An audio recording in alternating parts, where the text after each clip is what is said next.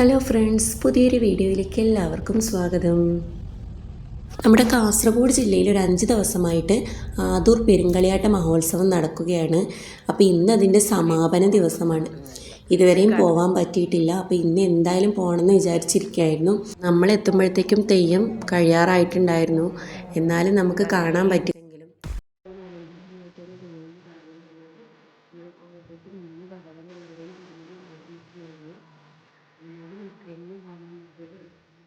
ഒരു സന്തോഷം തന്നെയായിരുന്നു.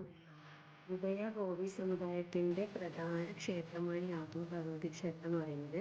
3 ഭഗവതിമാരും ഒറ്റ തിടമ്പിൽ കുടിയിരിക്കുന്നതാണ് ഇവിടുത്തെ പ്രത്യേകത. മഹാലക്ഷ്മിയും മഹേശ്വരിയും ഭദ്രയുമായി നിലകൊള്ളുന്നതാണ് ദേവതാ സങ്കല്പം. പിന്നെ വേറെയും കുറേ തെയ്യങ്ങൾക്കുള്ള പ്രതിഷ്ഠയുണ്ട്. അസുരാളൻ, ചാമുണ്ഡി, തൂവക്കാളി, അതുപോലെ തന്നെ മറ്റു കുറേ തെയ്യങ്ങൾ.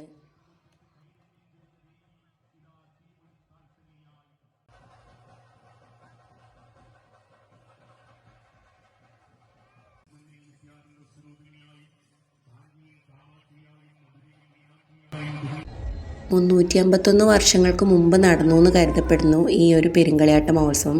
അപ്പോൾ ഇത്രയും വർഷങ്ങൾക്ക് ശേഷം വീണ്ടും നടക്കുമ്പോൾ ഇവിടെ വരാൻ പറ്റുക എന്നുള്ളത് തന്നെ ഒരു ഭാഗ്യമായിട്ടോ ഒരു അനുഗ്രഹമായിട്ടോ വേണം കരുതാൻ. ഉച്ചൂളി ഭഗവതി, പുന്നക്കാൽ ഭഗവതി, ആയിറ്റി ഭഗവതി എന്നീ ഭഗവതിമാരുടെ തിടമ്പാണ് ഒറ്റയായിട്ട് കൂടികൊള്ളുന്നു പറയുന്നത്. 29 തെയ്യക്കോലങ്ങളായിരുന്നു ഉണ്ടായിരുന്നത്. 6 ദിവസങ്ങളിലാണ് കെട്ടിയാടുന്നത്. അതിൽ ഗുളികനും ചാമുണ്ടിയും അതുപോലെ തന്നെ കുറേ വ്യത്യസ്തമായ തെയ്യങ്ങൾ ഇവിടെ ഉണ്ടായിരുന്നു.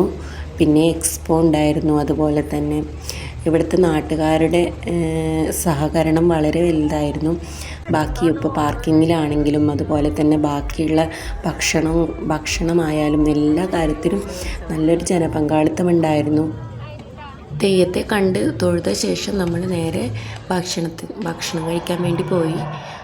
നല്ല ഭക്ഷണമായിരുന്നു. പായസം ഉണ്ടായിരുന്നു. ഈ 6 ദിവസങ്ങളിൽ ഇലയിട്ടിട്ടാണ് അവർ ഭക്ഷണം കാര്യങ്ങൾ ഒരുക്കിയത്. പിന്നെ ഒരു ദിവസം തന്നെ 50,000 60,000 ആൾക്കാർ വരുന്നുണ്ടെന്നാണ് പറയുന്നത്. അപ്പോൾ ഇത്രയും ആൾക്കാർക്ക് ഇങ്ങനെയൊരു സഹകരണമില്ലാതെ സദ്യയും കാര്യങ്ങളൊന്നും കൊടുക്കാൻ പറ്റില്ല. പിന്നെ ഞങ്ങൾ നേരെ ഭക്ഷണമൊക്കെ കഴിഞ്ഞ് കുഞ്ഞുവിനെ എക്സ്പോ കാണിക്കാൻ കൊണ്ടുപോയി. അതുപോലെ പിന്നെ ഞങ്ങൾ ചന്തയിൽ കയറി കുറച്ച് സാധനങ്ങളൊക്കെ വാങ്ങി. സാധനത്തിന് വലിയ വിലക്കുറവൊന്നും ഉണ്ടായിരുന്നില്ല. എന്നാലും ചന്തയിലേക്ക് വന്ന സ്ഥിതിക്ക് എന്തെങ്കിലും വാങ്ങണമല്ലോ എന്ന് പറഞ്ഞ് കുറച്ച് ഹൽവയും അങ്ങനെ എന്തൊക്കെയോ വാങ്ങി. പിന്നെ ഒരു 10-12 മണിയായി ഞങ്ങൾ തിരിച്ച് വീട്ടിലേക്ക് എത്തുമ്പോഴത്തേക്കും.